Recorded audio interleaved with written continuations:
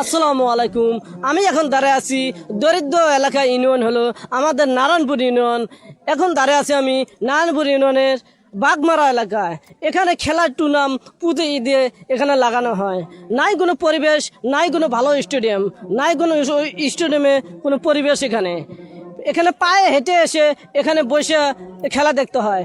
এখানে ঈদ উপলক্ষে এখানে খেলা লাগানো হয়। এখানে যদি ভালো স্টেডিয়াম হতো তাহলে অনেক ভালো হতো। আমি নতুন এমপি, নতুন সরকার কাছ থেকে আমি আবেদন করব, আমি বলি এখানে সুন্দর পরিবেশ, একটা স্টেডিয়াম চাই একটা। তার সাথে আমি জনগণের সাথে আমি কিছু মতামত চাই আমি। আসসালামু আলাইকুম। ওয়ালাইকুম আসসালাম। আপনি ভালো আছেন? ভাই আলহামদুলিল্লাহ ভালো আছি। ঈদ উপলক্ষে আপনার দিনকাল কেমন কাটলো?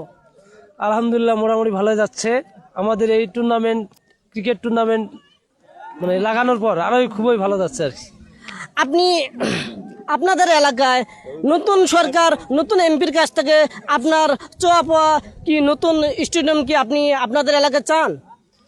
অবশ্যই, কারণ হচ্ছে যে এখনকার এই মানে ইয়ং জেনারেশনের পোলাপান সবাই মাদক দ্রব্যে আসক্ত।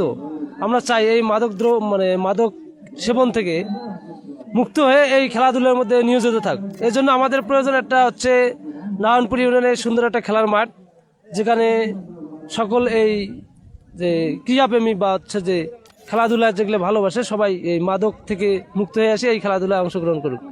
এটাই আমি এই নতুন কুড়িয়াম 1 আসনের এমপির কাছে এটাই আমার চাওয়া।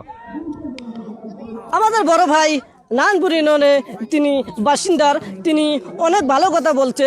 নারায়ণপুর ইউনিয়নে যদি একটা স্টেডিয়াম হতো, ভালো পরিবেশ দেখে অনেক খেলাধুলা